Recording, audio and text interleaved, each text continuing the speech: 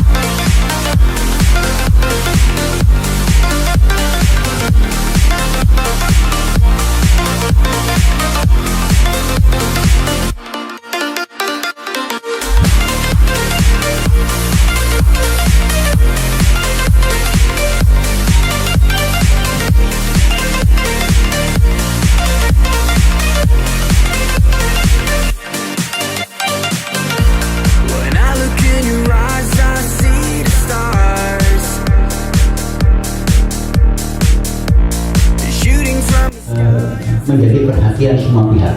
Itu setiap rapat koordinasi pimpinan itu selalu dibahas nomor satu, ya, terutama di dinas-dinas yang memiliki defisit, yaitu tadi saya katakan PK, PU, kesehatan dan seterusnya. Berikutnya, kalau Bapak Ibu baca di Perpres dan PMK, tidak ada satu celah yang apabila kegiatan itu bisa mundur. Sudah baca semua ya? Kalau di PMK itu bunyinya begini, pertahapan persentasenya jelas, waktunya jelas, dan salah satu regulasi atau peraturan menteri yang memuat sampai ke poin batasan waktu jam, itu salah satunya adalah PMK pengelolaan jam. Itu kan?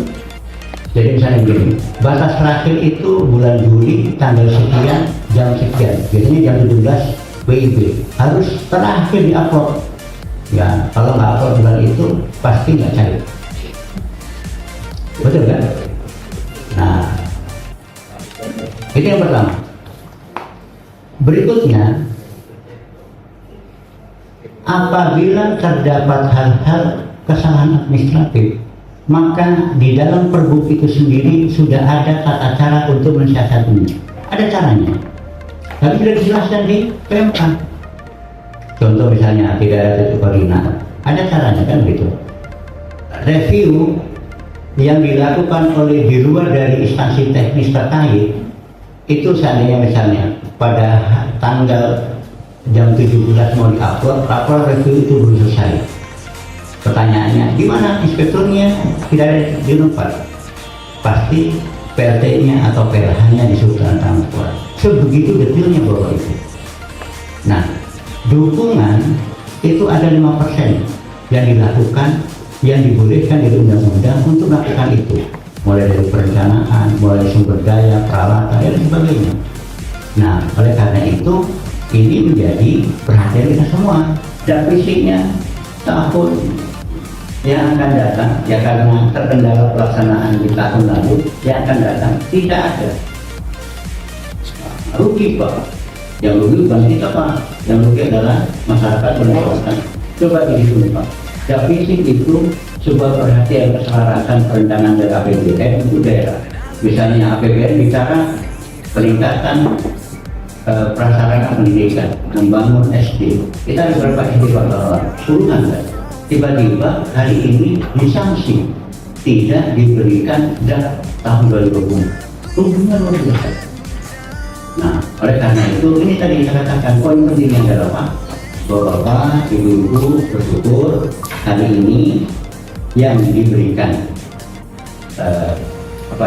tugas, diberikan kepercayaan, diberikan kewenangan untuk terlibat dalam hal ini adalah pengelolaan fisik dinas PK, khususnya bidang seperti ya harus kita memiliki satu keinginan yang kuat, yaitu agar secara administratif, secara prosedural, secara teknis kita tidak sampai melenceng dari isu peraturan atau undang-undang. Nah, itu syariah di PMK Bapak Ibu cuma satu Pak, yaitu apa? Terjadinya fraud. Apa itu fraud? Apabila ada indikasi kecurangan. Ya contoh, ya mohon maaf dari mana kontraktor itu. Misalnya kontraktor kerja dinas A, SDA, tiba-tiba tidak selesai. Nah itu kan fotonya udah dari mana? Seperti itu ya. Nah, mungkin itu saja beberapa ibu-ibu catatan yang saya berikan kepada kesempatan pada malam hari ini. Tahun anggaran 2024 seperti yang sudah disampaikan oleh Pak Kabid selaku PK, sebenarnya kan judulnya ini sebenarnya menyampaikan materi, tapi materi apa yang kita mau sampaikan saya kira semua teman-teman penyidik sudah tahu bahwa kegiatan DAX ini kan pekerjaan setiap tahun yang kita lalui seperti ini. Jadi tepat sekali yang disampaikan oleh Pak PPK. Sekiannya kita diskusikan saja apa permasalahan yang teman-teman di lapangan, terutama mungkin yang namanya manusia kan yang buat rak menurut saya, dan itu adalah ciptaan manusia sendiri. Jadi mungkin ada kesalahan kehilapan di situ, sehingga ketika teman-teman dapat kegiatan ini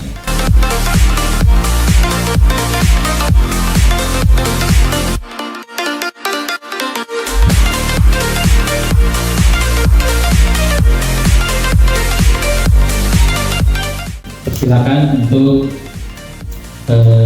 melihat, mencermati apa yang ada dalam raknya, dan misalnya mungkin sinilah kita diskusikan. Yang penting diskusinya itu jangan dulu kita keluar dari apa yang bisa. Kalau saya melihat ini Pak kan senyum-senyum sendiri, berarti diskusinya mungkin di luar dari sekolah-sekolah yang rehab, mungkin sisa-sisa material rehab itu bisa digunakan. Ya kan? Ya. Materialnya, kayunya dengan isinya. Nanti ongkos kerjanya mungkin bisa melalui dana lainnya, apakah itu bos terserah, supaya ini ada uang sirkulasi tempat bermain dengan olahraga itu. Biasanya kalau di ini Bapak Ibu di sarannya itu pakai persentase dari luas lahan sekian persen, persentase itu untuk untuk halaman bermain dengan lapangan upacara. Itu nggak boleh bilang Pak, lapangan upacaranya. Sehingga ada beberapa sekolah itu kalau mau masuk karena harus turun, harus dikating tanahnya. Itu yang salah satu bangunan itu kami hilangkan karena kondisi lahannya yang sudah sempit. Oke, itu untuk pengantar Bapak Ibu di ini. Nah, kita masuk di IO-nya. Itu sampai di sini ada yang mau ditanya dulu sebelum kita lanjut?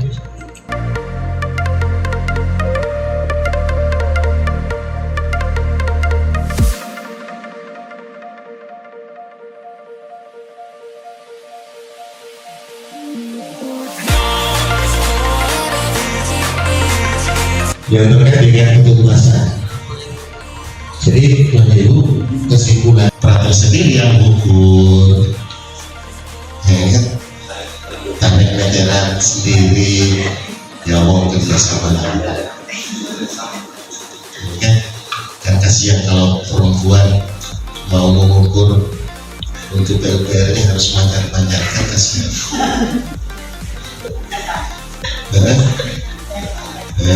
Untuk kalau tidak ada yang kecelakaan di bawah.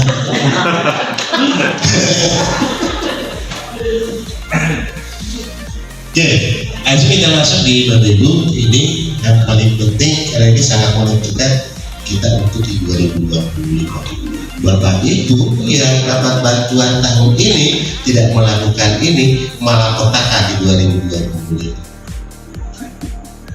Yang tadinya mungkin kita akan diberikan 20 miliar, mungkin hanya 5 miliar.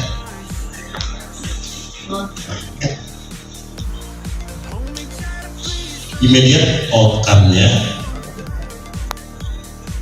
Nah, jadi Bapak Ibu, untuk ini kita ada beberapa tahapan ini, impact-nya, ada outcome, ini di dua, lalu output-nya, terus proses dengan input.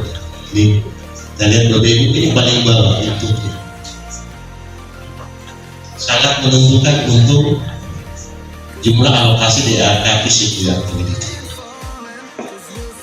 Jadi kalau kita di sini ini kita tidak melakukan yang ini, maka input untuk tahun berikutnya.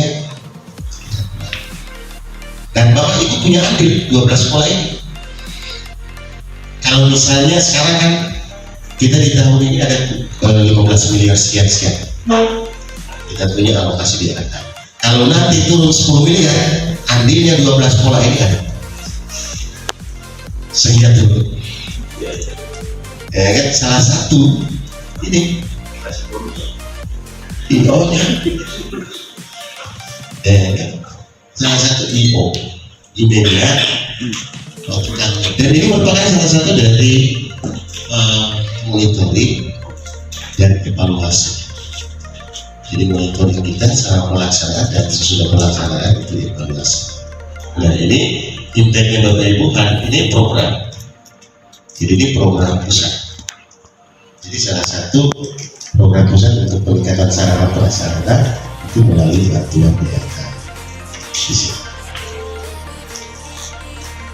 Ya. Bapak Ibu kan tiap tahun dapat DAK kan? Ya. Tiap tahun kan? Siapa yang tidak pernah dapat tiap tahun? Betul kan? Bukan hanya dana pos Bapak Ibu DAK. Termasuk Bismillahirrahmanirrahim. Assalamualaikum warahmatullahi wabarakatuh. Yang terhormat Bapak Kepala Dinas Pendidikan bersama para kabin dan jajarannya.